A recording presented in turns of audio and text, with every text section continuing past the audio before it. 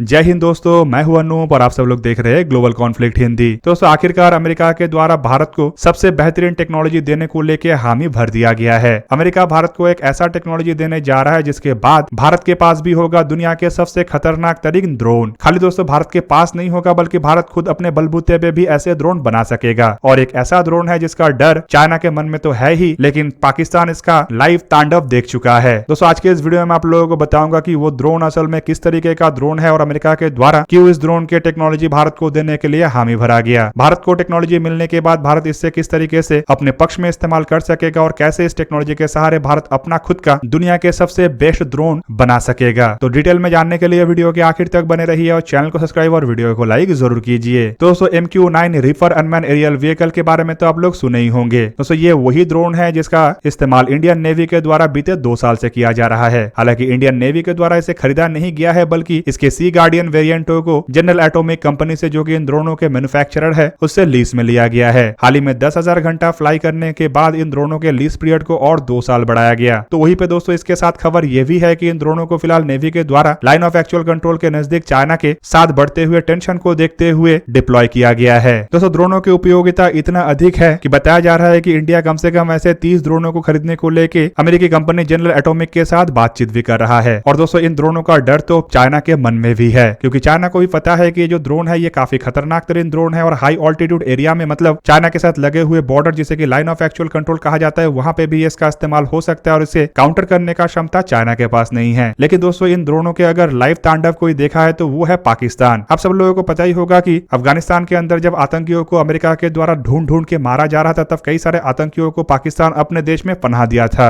और इन आतंकियों का खबर जब अमेरिका को मिलता था तो पाकिस्तान के अंदर यही ड्रोन घुस के उन आतंकियों को चुन चुन के निशाना बनाता था। और दोस्तों इस कारण केवल मात्र पाकिस्तान के आतंकी ग्रुपों के मन में ही इन ड्रोनों का डर नहीं, बल्कि उन आतंकियों को पाल पोस के बड़ा करने वाला पाकिस्तानी आर्मी और पाकिस्तान के एस्टेब्लिशमेंट, जो कि इस तरीके के आतंकियों को पनाह भी देता है, उनके मन में भी इसका डर है। और दोस्तों ये ड्रोन अगर भारत के पास आता है तो आप समझ सकते होंगे कि पाकिस्तान के आर्मी जनरल, जो कि भारत के बालाकोट स्ट्राइक के बाद कांप रहे थे, उनका क्या हालत होगा। दूसरी तरफ दोस्तों खाली ये ड्रोन भारत के बेड़े में नहीं आ रहा है, बल्कि रिपोर्ट के मुताबिक ये जो ड्रोन है इसका टेक्नोलॉजी अमेरिका भारत को देने के लिए हामी भर चुका है। हालांकि टेक्नोलॉजी ट्रांसफर को लेकर कई महीनों से चर्चा हो रहा था और बताया जा रहा था कि टेक्नोलॉजी ट्रांसफर को लेकर अमेरिका तैयार है। तो दोस्तों वहीं पे अब फाइनल कवर के तहत बताया जा रहा है कि अमेरिकी कंपनी जनरल एटॉमिक इन ड्रोनों के कुछ महत्वपूर्ण और काफी सीक्रेट टेक्नोलॉजी को भारत को देने के लिए तैयार है। अगर भारत के द्वारा $3 बिलियन के ड्रोनों के डील को जनरल एटॉमिक के साथ संपूर्ण किया जाता है, तो मतलब अगर Bharat 30 unmanned aerial vehicle General Atomic से खरीदता है तो भारत को इन ड्रोनों के ऐसे महत्वपूर्ण टेक्नोलॉजी मिलेगा जो अमेरिका शायद ही किसी अन्य देश को देता है। अब दोस्तों यहाँ पे मेरा मानना यह है कि अगर उस तरीके के टेक्नोलॉजी है जो भारत को आवश्यक है और अमेरिका ऐसे टेक्नोलॉजी संपूर्ण रूप से भारत को देने के लिए तैयार होता है, तो भारत को इन 30 ड्रोनों को खरीदने को लेकर हामी भर देना चाहिए। हालांकि इसके साथ साथ मेक इन इंडिया क्लॉज और भारत में संपूर्ण टेक्नोलॉजी ट्रांसफर को लेकर भी भारत को अभी से चर्चा करना चाहिए। दोस्तों रिपोर्ट के मुताबिक भारत ऐसे ड्रोनों के टेक्नोलॉजी को लेकर भी इंटरेस्टेड है। कुछ ऐसे टेक्नोलॉजी इन ड्रोनों में है जो भारत चाहता है, खास करके अपने खुद के मीडियम ऑल्टीट्यूड लॉन्ग एंड्योरेंस और हाई ऑल्टीट्यूड लॉन्ग एंड्योरेंस श्रेणी के ड्रोनों के डेवलपमेंट में, और उसमें ऐसे कंपोनेंटों का अगर इस्तेमाल किया जाता है तो माना जा रहा है कि ये ड्रोन और भी बेहतर हो सकेगा। दोस्तों ऐसे टेक्नोलॉजीज में इन ड्रोनों में इस्तेमाल होने वाले डिटेक्ट एंड अवॉइड सिस्टम है। बेसिकली दोस्तों डिटेक्ट एंड अवॉइड सिस्टम एक